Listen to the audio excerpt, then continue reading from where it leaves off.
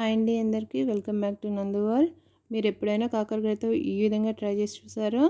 ఈ విధంగా ఒకసారి ట్రై చేయండి. ఇష్టం లేని పిల్లలు కూడా చాలా ఇష్టంగా మళ్ళీ కావాలి అనిపించేంత టేస్టీగా ఉంటుంది. ఒకసారి నా స్టైల్లో ట్రై చేయండి. ముందుగా నా వీడియో కనుక ఫస్ట్ టైం చూస్తే సబ్స్క్రైబ్ చేసుకోండి, అలాగే లైక్ షేర్ చేయండి. ఫస్ట్ అయితే కాకరకాయలని చెక్కు తీసుకుని పక్కన పెట్టుకోవాలి. ఇప్పుడు ఆ కాకరకాయలని చిన్న చిన్న ముక్కలుగా కట్ చేసుకొని పక్కన పెట్టేసుకుందాం. ఇలా కట్ చేసిన కాకరకాయ ముక్కలన్నీ కూడా ఒక బౌల్లోకి తీసుకోవాలి. దీనిలోకి 1/2 స్పూన్ సాల్ట్ వేసుకుని ముక్కలన్నిటికీ పట్టేలా కలుపుకోవాలి. ఇప్పుడు ఇవి పక్కన పెట్టేసుకుందాం ఒక 5 మినిట్స్. దీనిలో కావాల్సినవి ఒక ఆనియన్ని సన్నగా స్లైస్ చేసుకుని పక్కన పెట్టుకుందాం. ఆనియన్స్ కట్ చేసుకున్న తర్వాత దీనిలో కావాల్సిన కారం ఎలా రెడీ చేసుకోవాలో చూద్దాము.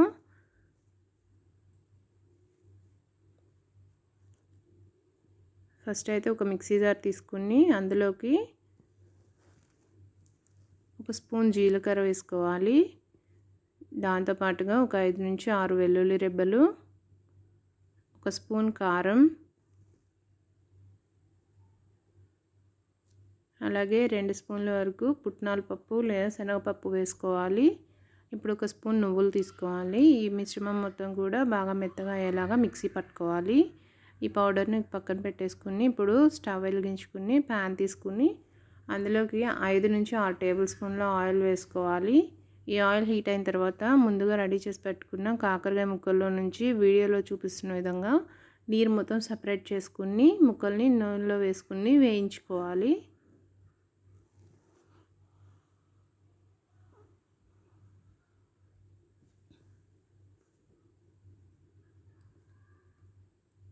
ఇలా మొత్తం ముక్కలన్నీ కూడా వేసుకోవాలి.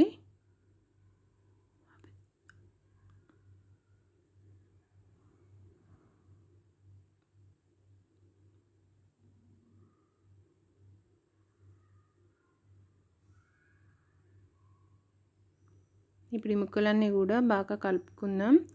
మీడియం ఫ్లేమ్లో వీటిని గోల్డెన్ బ్రౌన్ కలర్ వచ్చేంత వరకు కూడా ఫ్రై చేసుకోవాలి. మధ్య మధ్యలో కలుపుకుంటూ ఉండాలి.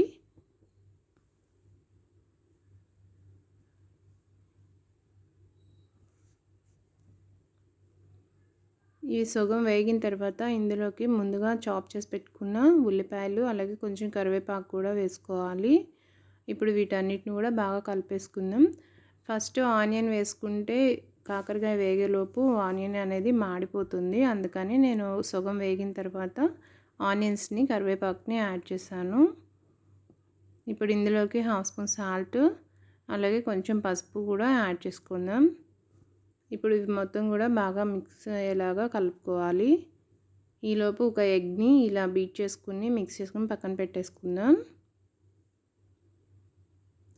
ఇక్కడ నాకు ఆయిల్ కొంచెం తగ్గినట్టుగా అనిపించింది, అందుకని ఇట్లా సపరేట్ చేసి ఆయిల్ని మళ్ళీ హీట్ చేసుకుని ముక్కలన్నీ కూడా కలిపేసుకున్నాను. మీకు ఆయిల్ సరిపోతుంది అనుకుంటే యాడ్ చేయాల్సిన అవసరం లేదు.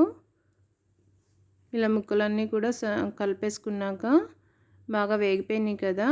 ఇప్పుడు ఇందులోకి ముందుగా బీట్ చేసి పెట్టుకున్న ఎగ్ మిశ్రమాన్ని కూడా యాడ్ చేసుకోవాలి. ఇప్పుడు ఈ ఎగ్ మిశ్రమం ముక్కలన్నిటి పట్టేలాగా ఒకసారి బాగా కలుపుకుందాం.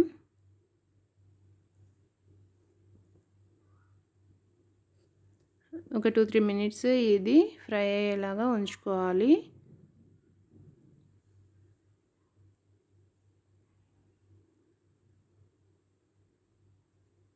ఇది మొత్తం కూడా బాగా కలిసిపోయిన తర్వాత ఇందులోకి ముందుగా ప్రిపేర్ చేసి పెట్టుకున్న వెల్లుల్లి నువ్వుల కారాన్ని అయితే యాడ్ చేసుకోవాలి.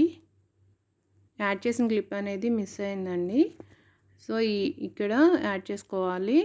ఒకసారి ఇది మొత్తం కారం పట్టేలాగా కలుపుకుని ఒక 5 మినిట్స్ మళ్ళీ ఫ్రై చేసుకుని సర్వ్ చేసుకుంటే ఎంతో టేస్టీగా ఉండే కోడిగుడ్డు కాకరకాయ కారం అనేది రెడీ అయిపోతుంది.